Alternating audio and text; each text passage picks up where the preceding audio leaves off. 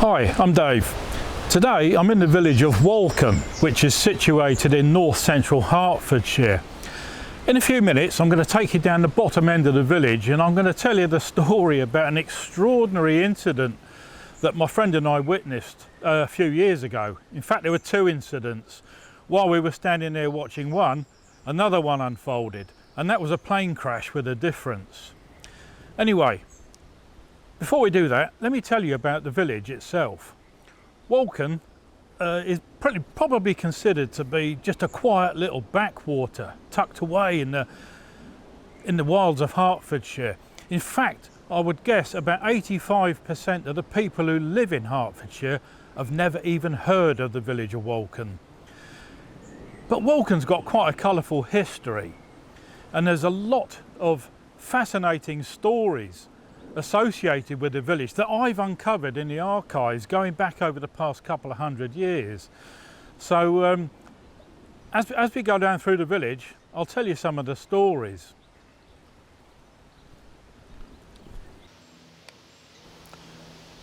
The churchyard is always a good place for stories. After all, every grave has a story to tell. In fact, there are two graves in Walcombe churchyard that came about as a result of murders going back over the years. But I feature the stories behind those graves in one of my other videos, Amazing Stories Behind the Graves.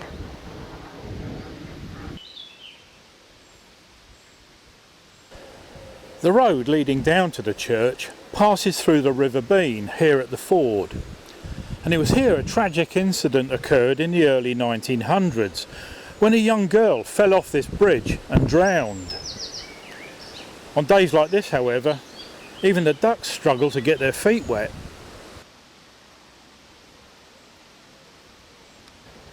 Another tragedy occurred in the 1860s when a thatched cottage in the village caught fire.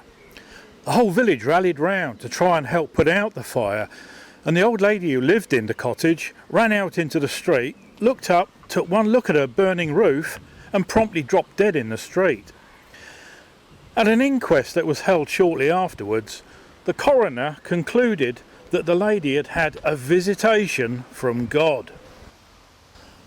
Another well-documented story relating to Walcombe is the story of Jane Wenham. Around the year 1700, after strange events occurred in the village, Jane Wenham was suspected of witchcraft and she was arrested and put on trial. She was found guilty and sentenced to death. However, she received a reprieve from Queen Anne, although she had to move away from the village owing to the hostility shown to her by the villagers. And she is reputed to be the last witch to be sentenced to death in England. In 1848, the village was rocked by a terrible riot that took place on the High Street. And this came about after the local vicar decided to put a stop to the villagers celebrating something that he considered to be an immoral act. Sometime during the early 1840s, word spread around the village that a local landowner of great social standing was having an adulterous affair with a widow in the village. News of this affair caused such a sensation in the village that the villagers decided it was worth celebrating. They did this by getting two men to drive a horse and cart up the high street from one end of the village to the other. One man would be dressed as the adulterous landowner, whilst the other dressed as a woman to represent the widow from the village. The whole village would turn out to cheer them as they rode through the village, many of them banging pots and pans. It was so popular that it became an annual event, and it became known as the cuckold riding. In 1848, however, the local vicar became aware that the villagers were preparing to celebrate this event, and he was furious. He couldn't understand why the villagers would want to celebrate something that he considered to be an act of immorality, so he decided to put a stop to it. The vicar contacted the district council and insisted they do something to stop the cuckold riding. They responded by agreeing to dispatch 2 police constables to the village on the day of the event to put a stop to it. On the day of the event, the villagers began lining the high street in readiness for the cuckold riding. But for a large number of men in the village, the cuckold riding was also an excuse for a damn good piss-up. Quite a few of them had congregated at the village pub, the White Lion, which is at the top of the high street, and this is where the cuckold riding usually terminated. And they'd been there for several hours, and they'd consumed vast quantities of ale. Needless to say, many of them were totally inebriated. Further down the high street, the 2 constables had arrived and had already begun stopping the proceedings. As they worked their way up the high street, they were telling the villagers that the event was off and they had to go back to their homes. News of the constables' actions eventually reached the White Lion pub, and the men in the pub were furious. The men stormed out of the pub, some arming themselves with clubs and cudgels in order to remonstrate with the constables. The constables refused to back down and were promptly set upon by the men, who attacked them with the clubs and cudgels and anything else they could use as a weapon.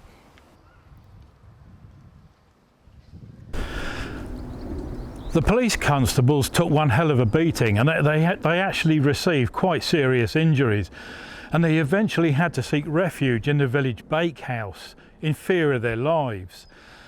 But the riot was eventually subdued when further police reinforcements arrived in the village. The men involved in the riot were arrested, and they were charged with riotous behaviour and grievous bodily harm. Some of them received quite significant prison sentences with hard labour. In the 19th century, there existed a windmill on the hillside overlooking the village. And just in the 1860s alone, there were 3 fatalities involving children in the mill. The first of these was an 18-month-old toddler who somebody had taken their eye off. It crawled out of the windmill and fell into a horse trough and drowned. The second occasion was a 2-year-old toddler who again somebody had taken their eye off. He had walked out of the windmill and got hit by one of the sails and killed instantly. The third instance was a 14-year-old boy who suffocated to death when a huge pile of sacks fell on top of him. The windmill was demolished around the turn of the 20th century.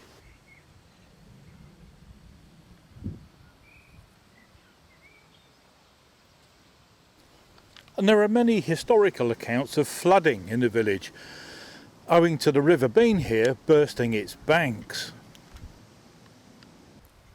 Several years ago, all of this was underwater.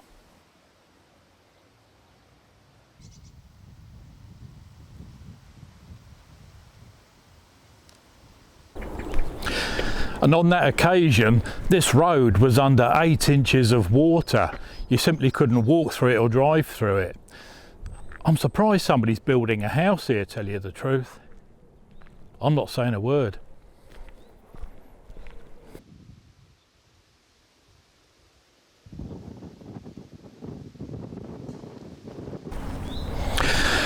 But other than that, it's a nice village. But anyway, on with the headline story. It was the 9th of June 2018, and my friend Julian and I were going out metal detecting, and we were driving down towards the village of Walken when we spotted this thick plume of smoke rising up from a farm just on the outskirts of the village. We had our cameras with us, so we decided to make a slight diversion and go and see what was happening. Once we got into Walken, we turned right and headed towards the southern edge of the village. We passed the old village brewery, which closed many years ago and has since been converted into residential apartments.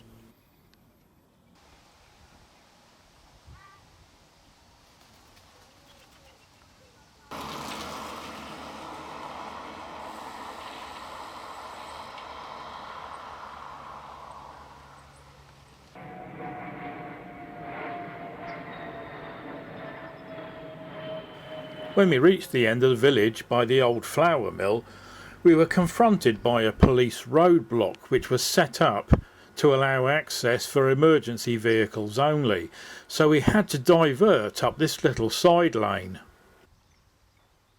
A couple of 100 yards up the lane there was a lay-by where we parked. We got our camera gear out and we ran across the fields, and this was the scene that confronted us.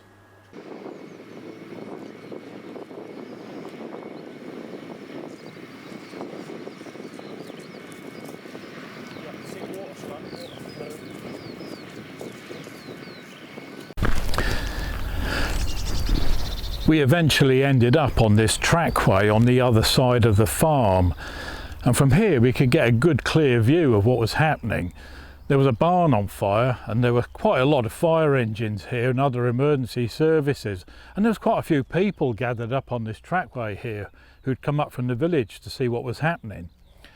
And these are the scenes that I shot with my video camera.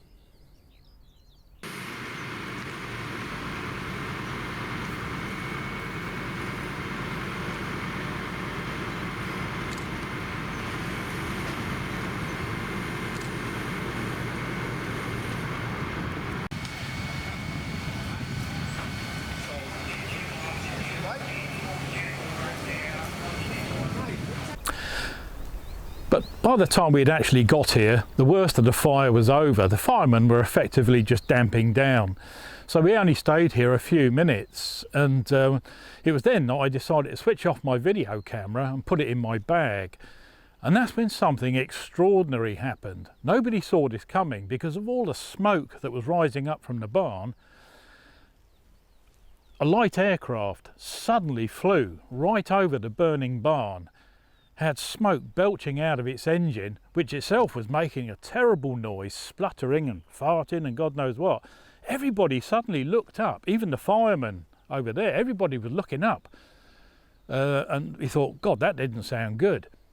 And then no sooner had it cleared the farm, the engine conked out completely. The aircraft suddenly went nose down, and I think everybody stood there absolutely shocked. We were half expecting to see it disappear over the brow of the hill, hear a thud, and then see a cloud of smoke coming up. But it was then that something even more amazing happened. We heard a gush of high pressure air come from the aircraft, and all of a sudden it ejected a parachute out from the back of the plane just behind the cockpit. And even though I had my camera in my bag, fortunately my mate Julian had his camera in his hand and he caught this amazing shot.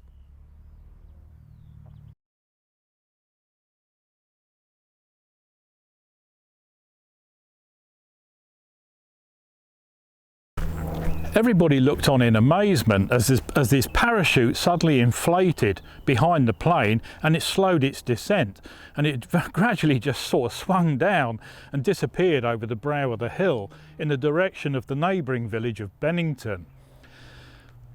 My mate and I, Julian, we took off up the lane. We thought we'd got to get up there and see what's happened to it. We couldn't go by road because of the police roadblock, so we had no choice but to go across the fields.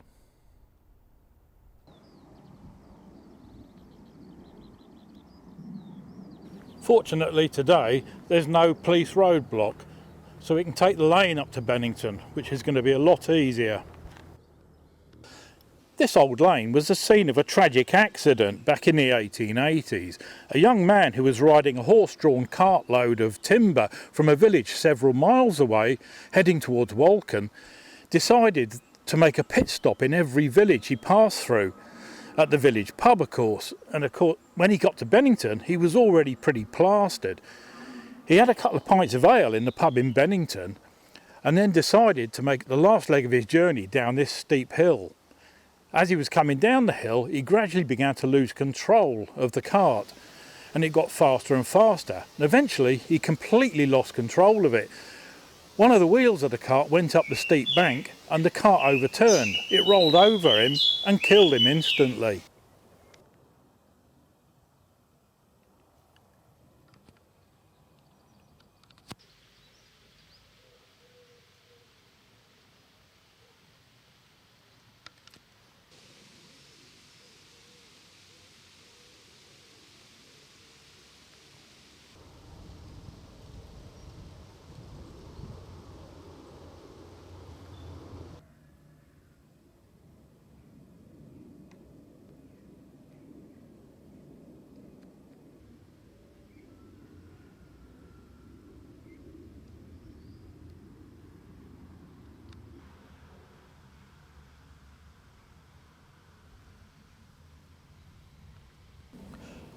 We've arrived in the village of Bennington, which sits on a hilltop above its neighbour Walcombe.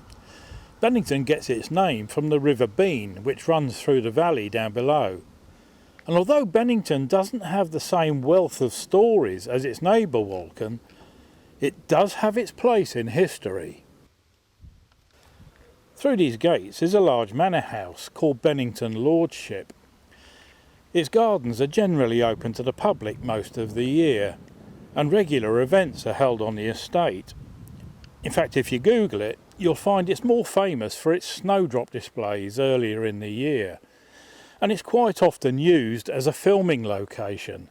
Just a few years ago, the BBC filmed a Cold War spy drama series called Summer of Rockets here. But back in the 8th century, it was an Anglo-Saxon palace that existed on the site. And in 770 AD, a man by the name of Offa was born here. He went on to become King Offa of Mercia, and he built the famous Offa's Dyke.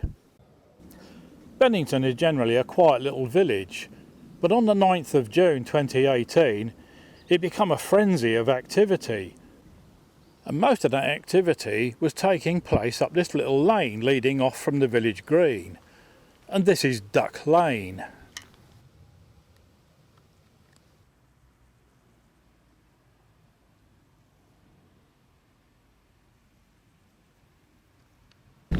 But by the time we arrived here in Duck Lane, the lane was absolutely clogged up with police cars and fire engines.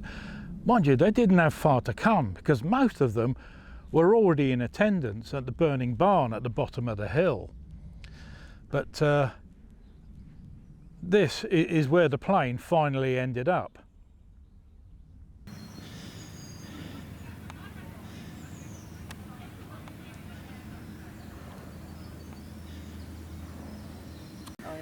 Is it all lowercase? Yes, they. Yeah. At.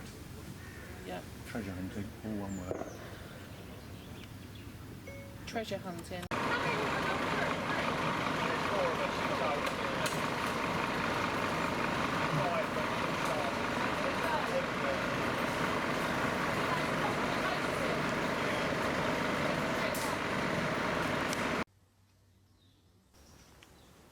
The plane had drifted over the village and come to rest in this paddock next to Duck Lane, and its parachute draped all over the wooden fence.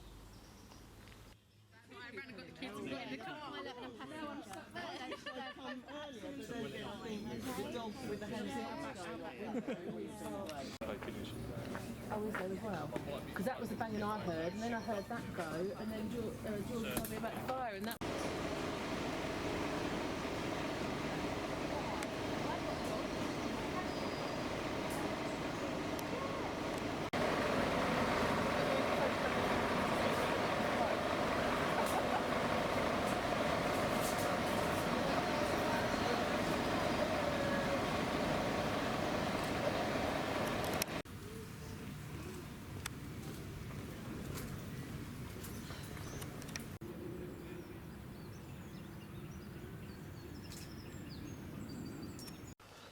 The national press ran the story the next day using photographs that both Julian and I had taken at the scene. And it was from this that we learned that the type of aircraft that had come down was a Cirrus SR-22, which is built in Duluth in Minnesota. And it's one of the only types of aircraft that have this rather unique safety feature. But we often think if it had been another type of aircraft that had come to grief over that burning barn that day, without this safety feature, who knows? It could have nosedived straight into the village of Bennington with catastrophic consequences. Ever since that day, I've been kicking myself. This was the camera that I used to film those scenes with. But if I'd have kept it running just for a few more seconds while we was down there at the burning barn, I would have captured an extraordinary event. But nobody saw the plane coming because of all the smoke coming out of the barn, so I've got to console myself with that. But I've learned a lesson, you know, whenever I'm about in the countryside or anywhere now, a camera is in my hand at all times because you never know what's going to happen And quite often when things happen, they happen at very short notice. But anyway, hope you enjoyed that. See you next time.